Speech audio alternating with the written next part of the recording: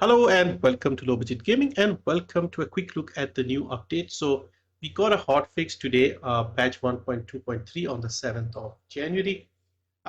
Mostly bug fixes, one or two improvements, but other than that, nothing major. So in the Battle Pass, we had this issue of claiming the bonus coins. This has been sorted. You can claim them. In the shop, there was an issue with the pricing on the support items. These ones here. They have fixed the pricing, although I would still recommend not to spend money on this. If you are a newer player, do not waste money on this. You can farm them very easily, but they have fixed the pricing error, and people who had paid the full price, they will get refunds. They did mention that. So that is good. Apart from that, they have increased the maximum ammo of the high powered round weapons. So launchers, snipers, those things. They have increased the maximum ammo capacity on these things. They really want us to use that. They've also fixed the mods that change the general rounds into high powered rounds. So now you'll need less of the general rounds to convert that. That is something I've never used. And apart from that, it's mostly bug fixes. A lot of little bug fixes. They've also added this tree here, which I'm guessing is part of the next update for the new year. And you can see here unfinished textures on these things here. So I'm guessing this either slipped in. This wasn't meant to be added here, but it is here, and it's okay. I mean, they removed the Christmas stuff and they've added the trees up in a few places here. So yeah, this will probably be more fleshed out next week and have more textures. Hopefully it looks good. So that is part of the next update. Apart from that, there is going to be a dev stream on Wednesday 8th, 6 p.m. Pacific time. So if you are in North America, that will be on the Wednesday. If you are like me, it'll be on Thursday. For me, I'm 12 and a half hours ahead of Pacific time. So for me, it will be 7:30 in the morning on the Thursday on the 9th. So yeah, adjust the times accordingly. Europeans will be very early in the morning, and Asians, South Asians, and East Asians will be further in the day on the 9th. But yeah, that is when the dev stream will happen. It's a convenient time for me early in the morning. I'll have a look and I'll summarize it. I'm looking forward to Ines Raya and all of that. So I'm looking forward to the content, void erosion, things like that. Now, speaking of Ines Raya, you can do a little bit of prep work if you want. Obviously, try to get a bunch of the crystallization catalyst and at least one energy activator. So I have been farming that regularly, religiously almost, and I have collected a ton of these now. I have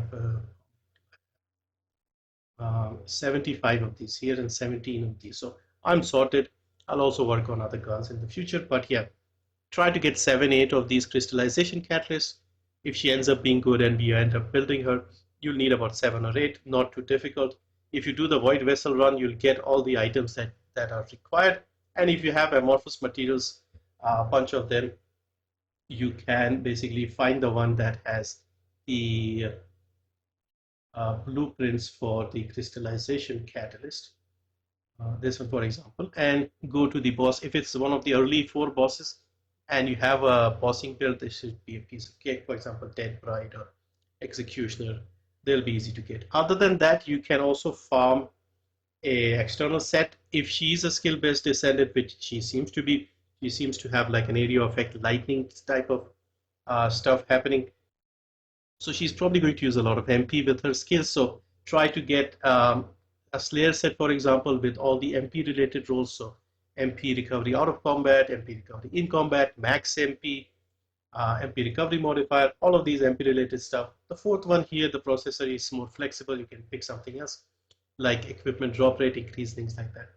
So that should help. You can also farm the Supernova set if you want, in case her skill cost is higher, because for example with Bunny, I use the Supernova set instead of the Slayer set, because with the skill cost going up, that always running Bunny can get messed up. So I use the Supernova set, plus we don't need that much power anyway, so you can have the same rolls here on the Supernova, and yeah, get some shields if you wanted. That could also be handy.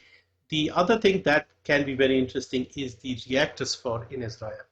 So far, Bunny uses electric and singular. She can also use fusion, but nobody uses that. With Sharon, she uses electric and fusion. She can also use dimension. But with Ines Raya, I'm expecting electric and tech.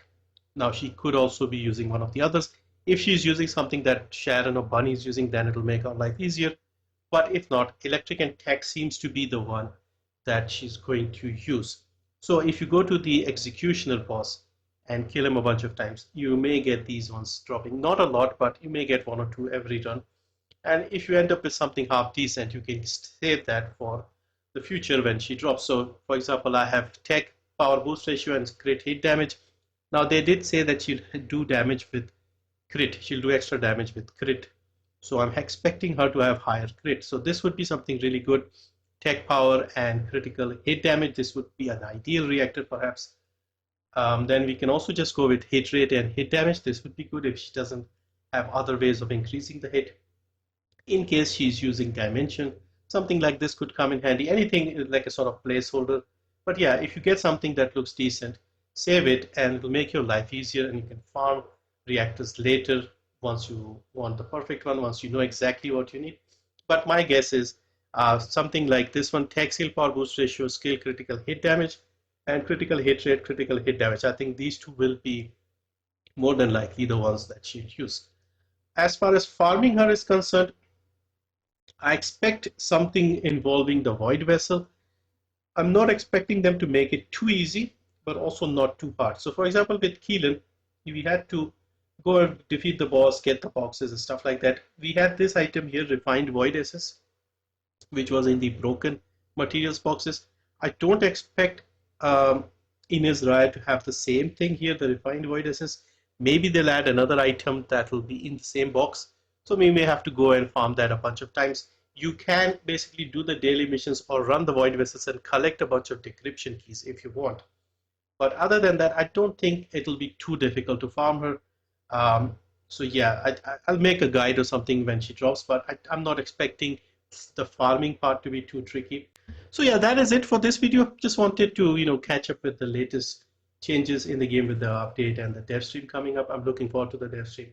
And yeah, I'll try and make a summarized video after the dev stream is done. But yeah, thank you for watching as always, and see you next time.